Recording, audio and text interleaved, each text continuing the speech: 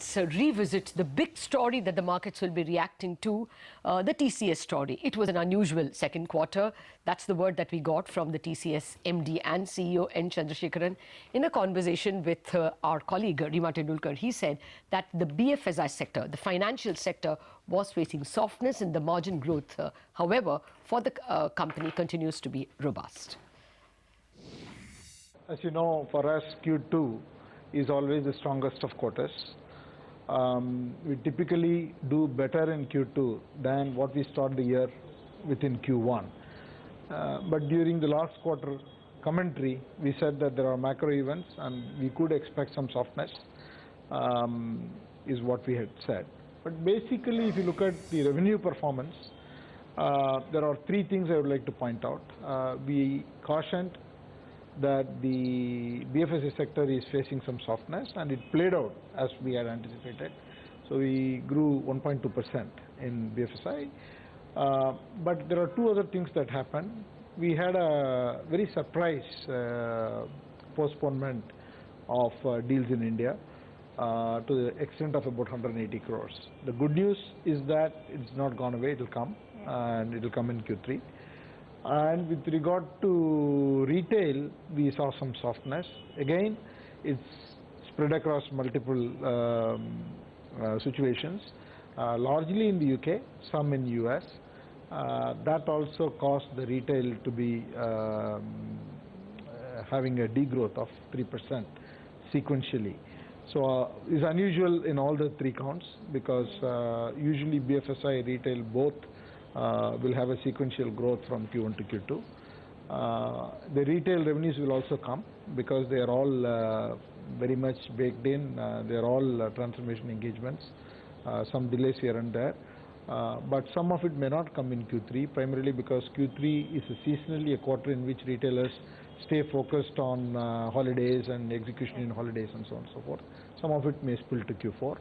But both of these headwinds are things that will become tailwinds as we go into the future. On a margin performance, it's been an exceptional quarter because we had many headwinds and very low growth, and we had currency. British sterling has weakened very sharply. And against that backdrop, we have delivered a margin performance of 26% to be in our range. Coming on the point about Q3 and Q4 being better than what we have seen historically, is it only on account of the bunching up of deferred revenues in retail as well as India, or do you believe you expect a pickup in demand environment? No, I think it should be realistic, primarily because the elections will be in November in the US, and see, it's very difficult to link everything to the elections, but you know, I am generally linking the softness to the macro. Okay. So I feel that the softness will give up post the macro is what I feel, but that's more I can't prove it with data points for you. That's more a assessment. Because we are not seeing any cancellation of engagements. We are not seeing any account-specific problems that we are facing. So I believe that all of this will happen. How much will come in Q3, how better we will do in Q3, but I believe that this year Q3 and Q4 will be better than the traditional years because of the reasons I said. What about Brexit? How would you quantify it? Because that's only going to play out in March from here on. And secondly, US elections, in case there is a market adverse outcome, is that going to be a significant headwind for the Indian IT industry as a whole? See, these are things on which you don't want to make a definitive prediction. But based on the data I have, based on my own knowledge, I would say two things. As of now, Brexit has not had an impact on us. It is not to say there will be no impact. There may be no delayed decision making as well? Yeah, because we have done quite well in the UK BFSI segment.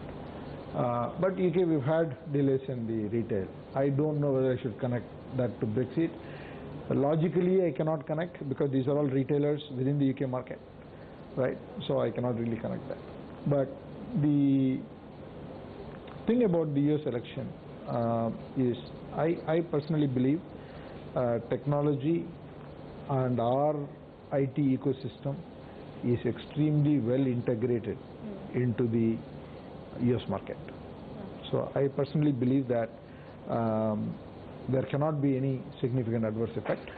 But having said that, I don't know how